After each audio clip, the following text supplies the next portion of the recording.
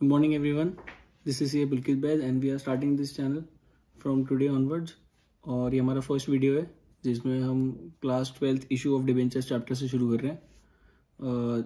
हमारा main purpose है कि हम 11th और 12th और CA foundation and intermediate regarding accountancy and economics related videos upload करेंगे। सो होपफुली आपको ये अच्छा लगे and please share with your friends. And we are starting with chapter issue of debentures class 12th accounts. Okay, so जो topics हमको इस chapter में cover करने हैं उसमें सबसे पहले हम शुरू करेंगे meaning and theory of debentures. First topic हमारा रहेगा meaning and theory of debentures. Second, journal entry से हम शुरू करेंगे इशू ऑफ डिबेंचर्स से। Next, consideration other than cash and accordingly हम आगे टॉपिक्स बढ़ाते रहेंगे। ओके, फर्स्ट टॉपिक हमारा आज होएगा इशू ऑफ डिबेंचर्स का meaning and theory. Okay, so basically पहले हम डिबेंचर्स का मीनिंग एक लेमन लैंग्वेज में देख लेते क्या होता है। लेट्स सपोज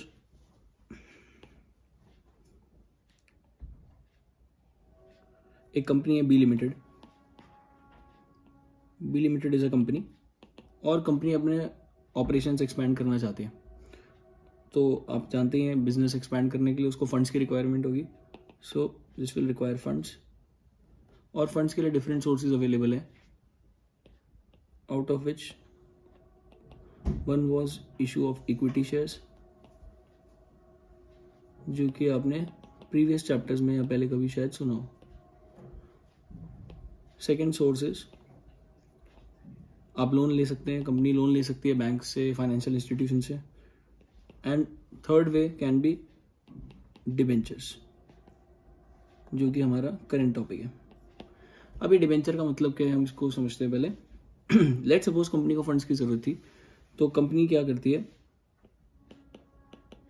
कुछ लोगों को अप्रोच करती है। कंपनी इन लोगों से फंड्स रिसीव करती है। ओके, तो कंपनी ने लोगों से फंड्स रिसीव करा और इनको इन रिटर्न एक रिटर्न डॉक्यूमेंट दिया which is called as debenture certificate. Debenture certificate, okay, तो ये डिबेंचर सर्टिफिकेट एक रिटर्न सर्टिफिकेट होता है। बेसिकली आज के डेज में ये ऑनलाइन मोड पे चलता है, इलेक्ट्रॉनिक मीडियम में मिलता है। This is called as debenture certificate. अब ये अमाउंट का नेचर क्या होगा बी लिमिटेड के लिए? This is a sort of non current liability. Non current liability का मतलब हम लोग जानते हैं, नॉन करेंट लाइबिलिटी का मतलब जो लाइबिलिटी का टेन्योर मोर देन 1 ईयर रहता है नॉर्मली बैलेंस शीट डेट से, लॉन्ग टर्म लाइबिलिटी होती है। तो कंपनी कुछ साल बाद इसको वापस रीपे करेगी अपने डिबेंचर होल्डर्स को। ओके, तो ये कंपनी के लिए एक नॉन करेंट लाइबिलिटी है। और अगर शेयर होल्डर के पॉइंट ऑफ व्यू से देखेंगे आप, तो ये एक इन्वेस्टमेंट है, उनके लिए एज ए इन्वेस्टमेंट चलता है। ओके, तो कंपनी का बेसिकली पर्पस क्या है, आज वो लोगों से फंड्स रिसीव कर रही है और बाद में इनको ये अमाउंट रीपे करेगी कुछ सालों के बाद। लेकिन क्या इसके अलावा कुछ और नहीं मिलेगा इनको? हाँ मिलेगा, डिबेंचर इंटरेस्ट। उनको इन रिटर्न ये फंड्स यूज करने के बदले में डिबेंचर इंटरेस्ट कंपनी पे करेगी। ये इंटरेस्ट में भी क्वार्टरली हो सकता है, मतलब 3 मंथ्स में एक बार। ये हाफ ईयरली हो सकता है और ये एनुअली भी हो सकता है, एज द केस में भी। इन तीनों में से कैसे भी इंटरेस्ट पे करा जा सकता है। ओके, तो बेसिकली आप ये कहना चाहते हैं कि डिबेंचर का मतलब क्या है? कंपनी के लिए एक लाइबिलिटी है, कंपनी को फंड्स की जरूरत थी तो वो लोगों के पास जाती है, उनसे फंड्स रिसीव करती है और कुछ सालों बाद ये पैसा उनको वापस कर देगी टुगेदर विद इंटरेस्ट। ओके, तो इसलिए कंपनी के लिए एक नॉन करेंट लाइबिलिटी है, बराबर। ओके, ठीक है, हमने मीनिंग समझ लिया। एक बार हम थोड़ा थियोरेटिकल एस्पेक्ट एक बार देख लेते हैं कि हमको किस तरह से इसको आंसर करना होगा। ओके, आप अवेयर हैं कि आपको प्रैक्टिकल क्वेश्चंस के साथ साथ थियोरेटिकल क्वेश्चंस भी कुछ कुछ मिलेंगे और थ्योरी से आई गेस आपको चैप्टर का अंडरस्टैंडिंग और बेटर रहेगा, आपको रोड लर्निंग नहीं करना पड़ेगा। तो ये देखते हैं। सबसे पहले meaning, debenture is a written document. It is a written document which is issued by a company acknowledging a debt. मतलब क्या है इसका? बड़ा सिंपल सा मतलब है, ये एक रिटन डॉक्यूमेंट है, ऑल्दो ये इलेक्ट्रॉनिक फॉर्म में मिलता है बट स्टिल एक रिटन डॉक्यूमेंट आप इसको बोलते हैं, विच is issued by a company. Company इसको इशू करती है। एक्नॉलेजिंग अ डेट, एक्नॉलेजिंग का मतलब कंपनी ये मेक श्योर करती है कि हाँ उन्होंने लोगों से डेट लिया और उनको वापस ये रीपे करना है।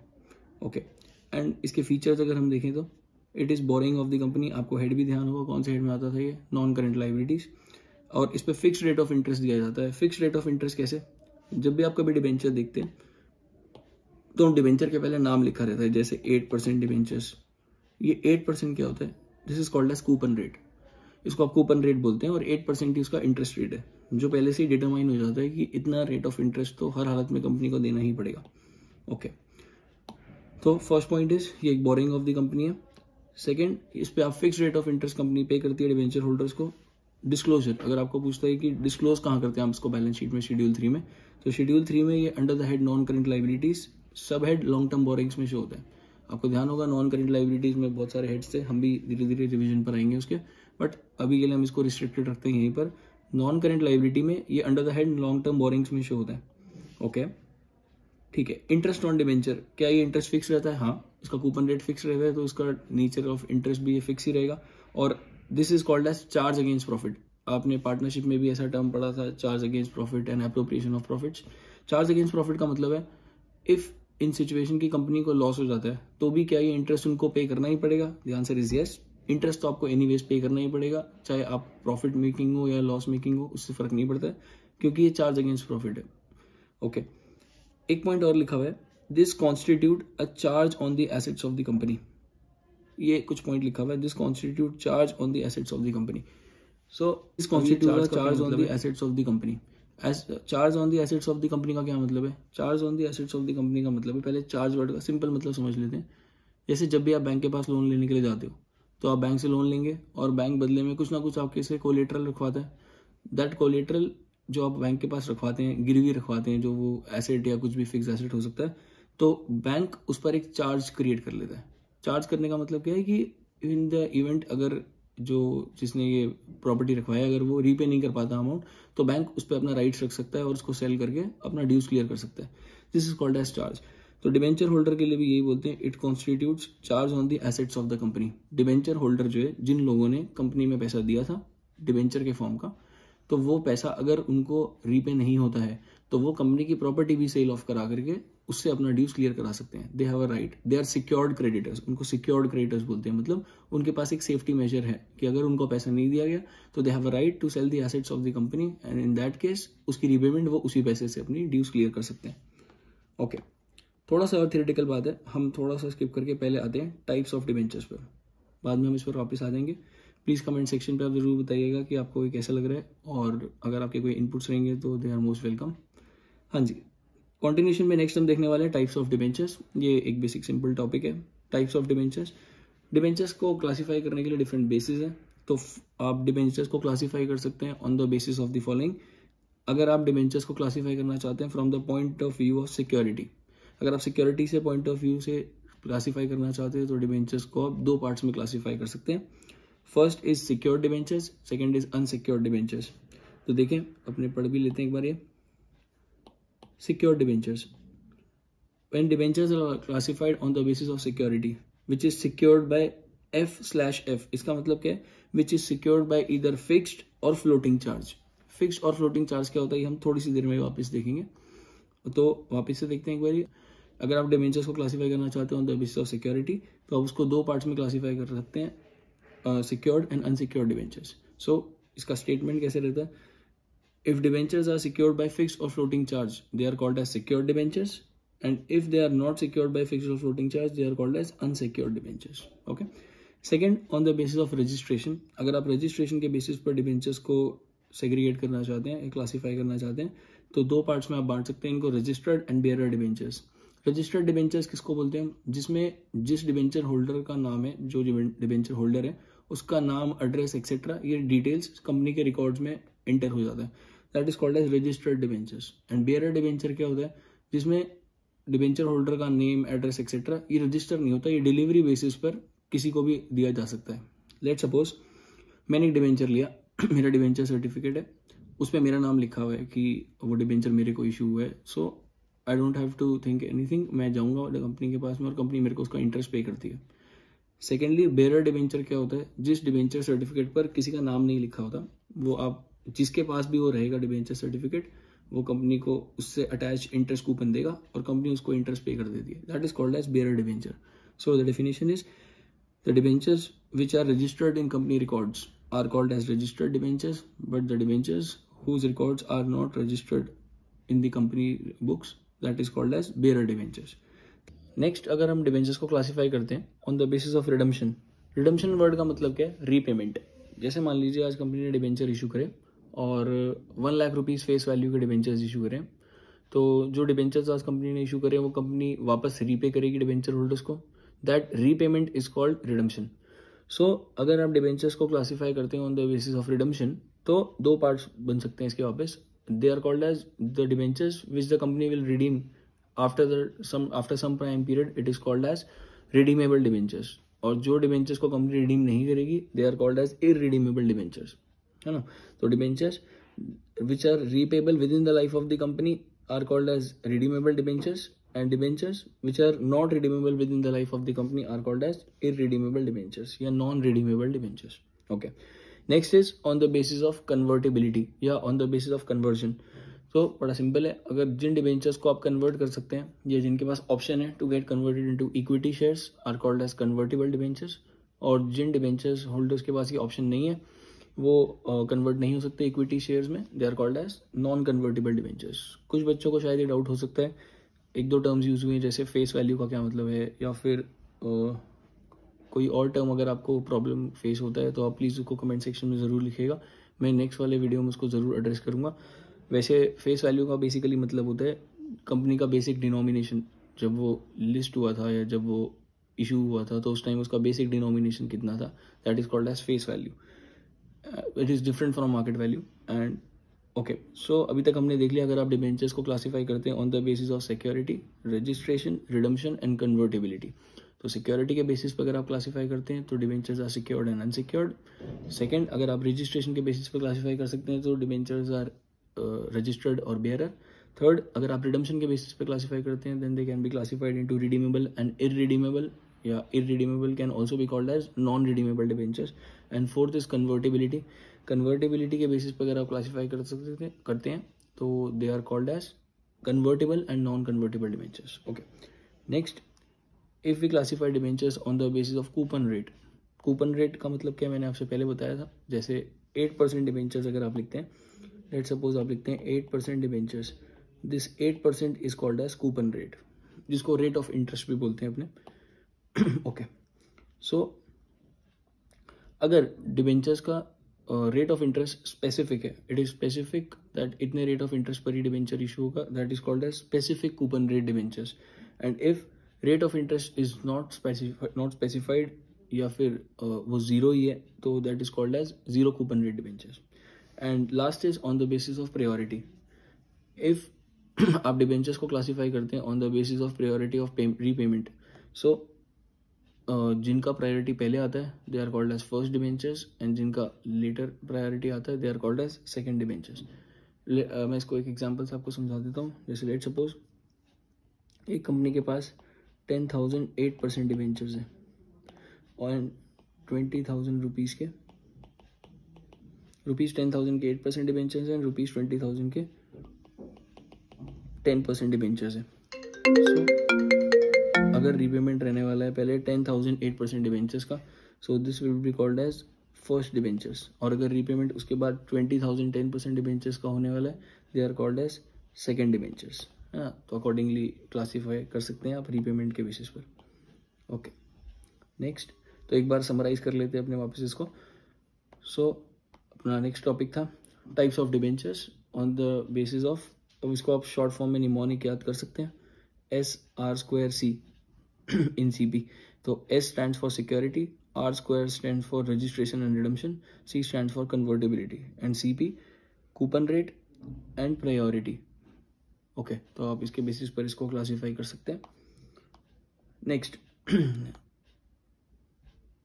Topic is disclosure of debentures. बहुत ही सिंपल सा बात है, आप डिबेंचर्स को कहाँ डिस्क्लोज करने वाले हैं। So answer is very simple, because debentures are issued for more than 1 years, उसका 1 साल से ज़्यादा का टेन्योर रहता है, so they are normally non current liability for the company. वो कंपनी के लिए एक नॉन करेंट लाइबिलिटी है क्योंकि उसका ड्यूरेशन काफ़ी लॉन्ग रहने वाला है। ओके, सो लेकिन इसमें थोड़ा बहुत बात आपको ध्यान रखने का है, आइए हम इसको देखते हैं एक बारी। How to determine where to disclose the debentures. So first thing you will have to do is check the date of issue of debentures. Date of issue of debentures को आप देखिए, इफ़ वो ओरिजिनली मोर than 12 months के लिए issue हुए थे, अगर जिस दिन वो इशू हुए हैं उस दिन से उसका टेन्योर 12 मंथ से ज़्यादा है, 1 ईयर से ज़्यादा है, so they will be called as, they will be disclose under the head non current liabilities. आप उसको नॉन करेंट लाइबिलिटीज के हेड में शो करेंगे। एंड सब हेड क्या होगा उसका, लॉन्ग टर्म बोरोइंग्स, क्योंकि एक तरीके से कंपनी ने लोगों से पैसा बोरो किया है, तो आप इसको नॉन करेंट लाइबिलिटीज में लॉन्ग टर्म बोरोइंग्स के हेड में क्लासीफाई करते हैं। सेकेंड थिंग इज, अगर वो इशू हुए हैं फॉर लेस देन 12 मंथ्स, अगर वो लेस देन 12 मंथ्स के लिए इशू हुए हैं, तो इन दैट केस आप उसको शो करेंगे under the head current liabilities. And current liabilities में उसका सब हेड होगा short term borrowings. Got it? Okay, ठीक है। इसमें एक कैच पॉइंट हो सकता है, ये देखते हैं हम लोग। मैं एक क्वेश्चन पूछता हूँ आपसे, आप आंसर करने का ट्राई कीजिएगा। जैसे लेट सपोज मैं 3 सिनेरियोज लेता हूँ। ये हमारा सिनेरियो नंबर 1 है, आप भी इसको नोट कर लीजिएगा प्लीज साथ में। लेट सपोज ये डे है 1 अप्रैल 2021, हमारा फाइनेंशियल ईयर है, फाइनेंशियल ईयर इज 21-22। तो 1 अप्रैल 21 to 31 March 2021, this is our financial year and debentures have been issued on this date. Debenture issue हुए हैं लेट सपोज, और इस फाइनेंशियल ईयर में हमारे डिबेंचर इशू हुए हैं, और इशू का डेट है 1 अक्टूबर 2021। हमने 8% डिबेंचर्स इशू कर दिए for face value of ₹2 lakh. 2 lakh rupees face value के 8% डिबेंचर्स हमने इशू कर दिए ऑन 1 अक्टूबर, और इसका ड्यूरेशन है या टेन्योर है 5 ईयर्स। सो आपको क्या करना है, आप सबसे पहले जब भी इसको बैलेंस शीट में डिस्क्लोज करेंगे, देखिए इसमें 2 बातें आपको ध्यान रखनी है।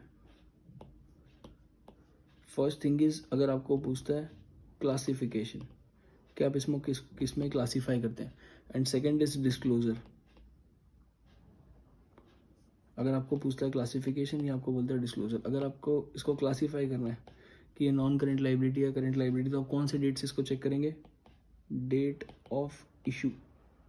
आप इसको डेट ऑफ इशू से चेक करते हैं। अगर वो date of issue greater than 12 months है या अप टू 12 मंथ्स है, अगर डेट ऑफ इशू जिस दिन वो इशू है उस दिन से 12 मंथ से ज़्यादा उसका टेन्योर है, तो they will be classified as non current liability. और अगर इशू के डेट से वो 12 मंथ्स से कम टेन्योर के लिए, तो वो करेंट लाइबिलिटी बन जाता है। लेकिन जब डिस्क्लोजर का बात आता है कि आप बैलेंस शीट में कैसे डिस्क्लोज करेंगे, तो आप कौन सी डेट से चेक करोगे, आप इसको चेक करोगे बैलेंस शीट डेट। आप इसको चेक करेंगे फ्रॉम बैलेंस शीट डेट। तो देखिए यही बात हमने नीचे लिखा था, how to determine where to disclose, check date of issue of debentures. Originally issued for more than 12 months from date of issue. तो अगर ओरिजिनली इशू हुए हो फॉर मोर देन 12 मंथ्स, तो आप क्लासीफाई करते हैं उसको नॉन करेंट लाइबिलिटी। और डिस्क्लोज कहाँ पर करेंगे, under the head non current liability and long term borrowings. And अगर वो लेस देन 12 मंथ्स के लिए इशू हुए, तो आप उसको कहाँ शो करेंगे, current liabilities under the head short term borings. तो देखिए इस सिनेरियो में ये डिबेंचर्स को आप यहाँ पे चेक करोगे, क्लासीफाई तो आप इसको कर ही देंगे non current liability and current liability के बेसिस पर। लेकिन जब डिस्क्लोजर आएगा कि बैलेंस शीट में कहाँ डिस्क्लोज करना है, तो आप यहाँ से चेक करेंगे क्या अभी भी मोर देन 12 मंथ्स का टेन्योर बचा हुआ है। हाँ, ये तो 5 ईयर्स के थे, काफ़ी लंबे टाइम के लिए, 12 मंथ से बहुत ज़्यादा टाइम यहाँ पर अभी बचा हुआ है। तो ये कौन से हेड में शो होंगे, दे will be shown under the head non current liabilities long term borings. Second scenario होता ये जो डिबेंचर इशू हुआ है, ये इशू हुआ होता let suppose on second scenario, ये डिबेंचर जो इशू हुआ है लेट सपोज ये इशू हुआ होता ऑन 1 अक्टूबर 2021, और इसका टेन्योर होता लेट सपोज 1 ईयर। अगर ये 1 ईयर होगा, तो आप देखेंगे इसका 1 ईयर का जो टाइम पीरियड एक्सपायर होगा वो 30 सितंबर 2022 को एक्सपायर हो जाएगा। तो आप बैलेंस शीट से अगर आप देखें 31 मार्च को जब आप बैलेंस शीट बनाएंगे, तो लेस देन 12 मंथ्स का टाइम पीरियड बचा हुआ है। तो आप इसको डिस्क्लोज कहाँ पे करेंगे, current liability under the head short term borrowings. Okay, so एक थर्ड सिनेरियो और ले रहे थे हम। देखिए अगर 1 अप्रैल 2021 को डिबेंचर्स इशू हुए और इसका टेन्योर ओरिजिनली 5 ईयर्स था, तो आप लोग इसका आंसर देंगे non current liabilities, which is absolutely correct कि नॉन करेंट लायबिलिटी ट्रीट होगा। लेकिन इज इट पॉसिबल कि तो बताइए, इज इट पॉसिबल कि part of these debentures are due within 12 months from the balance sheet date? मतलब ये वैसे तो इसका टेन्योर 5 ईयर्स का था, ये 5 ईयर्स का इसका टेन्योर था, पर क्या ऐसा पॉसिबल हो सकता है कि ये डिबेंचर का कुछ पार्ट वो यहाँ पे ड्यू हो रहा हो? यहाँ पे ड्यू हो रहा होगा मतलब लेट सपोज ये 30 अक्टूबर 2022, तो अगर आप ध्यान से देखेंगे यहाँ 31 मार्च 2022 आ गया। तो अगर ये पार्ट को हम एक बारी इरेज कर देते हैं, लेट सपोज मैं आपसे पूछता हूँ कि डिबेंचर इशू हुए थे 1 अप्रैल 2021 को, सो और इसका टेन्योर था 5 ईयर्स, तो 31 मार्च 2022 को जब आप आओगे तो भी इसका टेन्योर अभी 4 ईयर्स पेंडिंग है। इस दिन अगर आप आएंगे भी 31 मार्च 2022 को तो भी इसका 4 ईयर्स का ड्यूरेशन पेंडिंग है, तो भी ये नॉन करेंट लायबिलिटी रहेगा, राइट। लेकिन अगर इसका कुछ पार्ट, जैसे मैं आपको बता रहा था, इसका कुछ पार्ट वो 30 सितंबर 2022 को ड्यू हो रहा है। लेट सपोज ये 1 लाख रुपए के डिबेंचर्स थे, 1 लाख फेस वैल्यू के डिबेंचर्स थे रुपीज़ 1 लाख फेस वैल्यू के। इसका कुछ part let suppose ₹20,000 face value of debentures due हो रहा है पेमेंट के लिए यहाँ पे, तो इसको आप 31 मार्च को बैलेंस शीट में कहाँ दिखाएंगे? वैसे तो ये लाइबिलिटी लॉन्ग टर्म थी, लेकिन इसका कुछ पार्ट क्योंकि बैलेंस शीट से नेक्स्ट 12 मंथ्स में ड्यू हो रहा था, this will be shown under the head short term, this will be shown under the head current liabilities. और ये सब हेड क्या आएगा इसका करंट लाइबिलिटीज में? Other current liabilities. Current liabilities में आपको ध्यान होगा 4 हेड्स होते थे। First head was short term borrowings, then trade payables, then other current liabilities and short term provisions. तो ये थर्ड वाले हेड में अदर करंट लाइबिलिटीज में शो होगा। और अदर करंट लाइबिलिटीज में भी इसका नाम क्या होता है? इसका नाम होता है current मैच्योरिटीज of long term debt. Current मैच्योरिटीज of long term debt. जिनको ये हेड सबहेड्स में प्रॉब्लम है, हमारी जल्दी वीडियो आने वाली है जिसमें हम हेड सबहेड्स को भी बहुत डिटेल में और इजीली रिवाइज करेंगे, तो शायद आपको और ज़्यादा क्लैरिटी मिले। टिल देन आप एक बार इसको यहाँ से समझ सकते हैं। देखिए एक बार बस फाइनली इसको पढ़ लेते हैं हम। So how to determine where to disclose these debentures? So first you will have to check the date of issue of debentures. If debentures are originally issued for more than 12 months from date of issue, तो आप balance sheet date से check करेंगे, क्योंकि balance sheet में ही आपको इसको disclose करना होता है। अगर time period more than 12 months है, तो आप इसको शो करेंगे under the head non current liabilities. और अगर time period up to 12 months है तो आप इसको शो करेंगे under the head current liability. इनके सब हेड्स कौन कौन से होंगे? नॉन करेंट लाइबिलिटी में long term borrowings and current liability में शॉर्ट टर्म बोरिंग्स। बट एक ये पॉइंट अपने को ध्यान देने का है, if part of it which becomes due for repayment within 12 months from the balance sheet date. लेकिन ऐसा हो सकता है कि वैसे तो ये लॉन्ग टर्म था, केस 3 जो था हमारा, वैसे तो ये लॉन्ग टर्म था 12 मंथ से ज़्यादा का था, लेकिन इसका कुछ पार्ट बैलेंस शीट डेट से अगले 12 महीने के अंदर ही ड्यू होने वाला है। तो उस केस में आप ये कहाँ शो करेंगे? करंट लाइबिलिटी में, क्योंकि अभी 12 मंथ्स के अंदर देने का अमाउंट हो गया है रेडी। और उसमें भी अदर करंट लाइबिलिटीज़ में किस नाम से शो होगा? ये current maturities of long term debts. I hope आपको ये समझ में आ रहा था। तो लास्ट एक बार हम पूरी क्लास रिवाइज कर लेते हैं, क्योंकि हम हमेशा जो भी पूरे दिन पढ़ते हैं वो एक बार लास्ट में समराइज़ कर लेते हैं। तो देखिए हमने क्या क्या पढ़ा था एक बार उसको समराइज़ कर लेते हैं फटाफट। देखिए हमने पढ़ा था सबसे पहले मीनिंग ऑफ डिबेंचर। डिबेंचर का मीनिंग क्या था? फर्स्ट टॉपिक आज हमने पढ़ा था meaning of debentures. So debenture का मीनिंग क्या था? डिबेंचर का मीनिंग था एनी रिटन डॉक्यूमेंट, कोई भी रिटन डॉक्यूमेंट था जिसको कौन इशू करता है? प्लीज़ रिप्लाई करते रहे मन में आप। एनी रिटन डॉक्यूमेंट, या फिर कमेंट सेक्शन में भी आप इसको पोस्ट कर सकते हैं। Any written document which is issued by company acknowledging a debt. आप इसमें एक डेट एक्नॉलेज करते थे कि हाँ कंपनी एक अमाउंट पे करेगी। फिर आपने इसके कुछ फीचर्स पढ़े थे। फीचर्स में सबसे पहले आपने पढ़ा था ये कंपनी के लिए एक नॉन करेंट लाइबिलिटी होती है नॉर्मली, क्योंकि इसका टेन्योर 1 ईयर से ज़्यादा ही होता है। तो एक नॉन करेंट लाइबिलिटी है, और नॉन करेंट लाइबिलिटी में आप इसको लॉन्ग टर्म बोरिंग्स के सब हेड में शो करते हैं। सेकेंड पॉइंट इसका रेट ऑफ इंटरेस्ट। ये रेट ऑफ इंटरेस्ट एक फिक्स रेट पे करा जाता है। आप इसको एक फिक्स रेट ऑफ इंटरेस्ट पर ये इंटरेस्ट पे करते हैं। ये interest half yearly, quarterly, annually कुछ भी हो सकता है। थर्ड पॉइंट जो आपको ध्यान में रखने का था वो था डिबेंचर के टाइप्स ऑफ डिबेंचर्स। वो डिफरेंट बेसिस पे आपने पढ़े थे। जैसे सिक्योरिटी के पॉइंट ऑफ व्यू से रिडम्पशन के पॉइंट ऑफ व्यू से, कन्वर्टिबिलिटी के पॉइंट ऑफ व्यू से, प्रायोरिटी के पॉइंट ऑफ व्यू से, कूपन रेट के पॉइंट ऑफ व्यू से,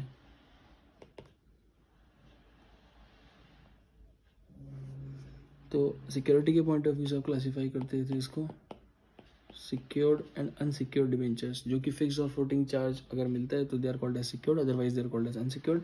रिडम्पशन के पॉइंट ऑफ व्यू से रिडीमेबल एंड इररिडीमेबल डिबेंचर्स, जिनको अब रीपेमेंट होगी लाइफ ऑफ द कंपनी में within which are repayable within the life of the company, they are called redeemable debentures. जिनकी repayment नहीं होगी within that life are called as irredeemable debentures. Convertibility के point of view से आप बोल सकते हैं जो डिबेंचर्स केपेबल है ऑफ कन्वर्जन उसको आप बोलते हैं कन्वर्टिबल डिबेंचर्स, जिनको इक्विटी शेयर्स में कन्वर्ट कर सकते हैं। जिनको आप इक्विटी शेयर्स में कन्वर्ट नहीं कर सकते they are called as non convertible debentures. फिर प्रायोरिटी था, अगर प्रायोरिटी ऑफ रीपेमेंट उनकी फर्स्ट आती है they are called as first debentures, अगर बाद में आती है तो they are called as second debentures. And coupon rate के हिसाब से अगर आप इसको क्लासीफाई कर सकते हैं, कूपन रेट होता था रेट ऑफ इंटरेस्ट जो उसके साथ अटैच होता था जिसको हम कूपन रेट बोलते थे। तो specific coupon rate debentures and zero coupon rate debentures, ये आपने पढ़ा था। ओके, इसके बाद आपने देखा था क्लास प्रेजेंटेशन में आपको प्रेजेंटेशन कैसे करते थे आप उसका देखें। प्रेजेंटेशन के लिए आप दो चीज़ें ध्यान में रखते थे। अगर आपको पूछता है इसका नेचर क्या है, नेचर मतलब एग्जैक्टली वो एक करंट लायबिलिटी या नॉन करंट लायबिलिटी, तो आपको क्या चेक करना पड़ता था, फटाफट रिप्लाई करेंगे। आपको ये चेक करना पड़ता था सबसे पहले कि जो डिबेंचर है उसका डेट ऑफ इशू से टाइम पीरियड अगर मोर देन 12 मंथ्स है, अगर मोर देन 12 मंथ्स है तो होते थे नॉन करंट लायबिलिटी, और अगर डेट ऑफ इशू से उसका टेन्योर अप टू 12 मंथ्स है तो होते थे करंट लायबिलिटी। ओके, लेकिन अगर प्रेजेंटेशन की हम बात करते थे तो हमने देखा था प्रेजेंटेशन आप हमेशा कब से चेक करते हैं, फटाफट रिप्लाई करेंगे आप। प्रेजेंटेशन आप हमेशा चेक करते हैं बैलेंस शीट डेट से। अगर बैलेंस शीट डेट से greater than 12 month, balance sheet date से 12 महीने से ज़्यादा इनका टेन्योर अगर अभी बाकी है तो आप इसको बैलेंस शीट में कहाँ शो करेंगे, नॉन करंट लायबिलिटी के हेड में under the head long term borings. लेकिन अगर इनका टेन्योर बैलेंस शीट डेट से अप टू 12 मंथ्स है तो आप इसको कहाँ पे शो करेंगे, करंट लायबिलिटी में under the head short term borings. और एक थर्ड पॉइंट था जो हमको ध्यान रखना था, अगर ओरिजिनली जब ये इशू हुए थे तो ये 12 मंथ से ज़्यादा टाइम पीरियड के थे तो इसलिए आपने इसको नॉन करंट लायबिलिटी में दिखाया था। लेकिन जैसी बैलेंस शीट डेट आई तो इसका कुछ पार्ट अगले 12 मंथ में ड्यू होने वाला है, उसी का कुछ पार्ट अगले 12 मंथ्स में ड्यू होगा, तो उसको आप क्योंकि वो उतना पार्ट एक शॉर्ट टर्म लायबिलिटी हो चुका है तो आप उसको करंट लायबिलिटी के हेड में दिखाते हैं under the sub head other current liabilities. और किस नाम से शो होता है वो, current मैच्योरिटीज of long term debt, current मैच्योरिटीज of long term debt. I hope आपको ये इजी होगा। सो आज के सेशन को हम यहाँ पे कंप्लीट रखते हैं। जल्दी से हम इसको फटाफट आगे के टॉपिक्स भी अपलोड करेंगे जिसमें हम अदर चैप्टर का रिमेनिंग पार्ट भी कवर करेंगे। लेकिन जाते जाते एक क्वेश्चन आज आपके लिए, द क्वेश्चन इज, जो वर्ड डिबेंचर है, द वर्ड डिबेंचर ये किस वर्ड से ओरिजिनेट हुआ है, कौन से वर्ड से ओरिजिनेट हुआ है? आप एक बार इसको प्लीज़ ज़रूर ट्राई कीजिएगा, कमेंट सेक्शन में इसका आंसर ज़रूर बताइएगा, हम नेक्स्ट क्लास में इसको ज़रूर रिवील करेंगे। द वर्ड डिबेंचर, ये वर्ड डिबेंचर कौन से वर्ड से ओरिजिनेट हुआ है, ठीक है। थैंक यू सो मच, ये मेरा फर्स्ट सेशन था, I am very happy today. और अगर ये आपको हेल्पफुल लगा हो तो प्लीज़ अपने फ्रेंड्स के साथ ज़रूर शेयर कीजिएगा, और अगर आपको पसंद आएगा तो इसको लाइक भी कीजिएगा और सब्सक्राइब भी कीजिएगा चैनल को। Thank you so much, thank you.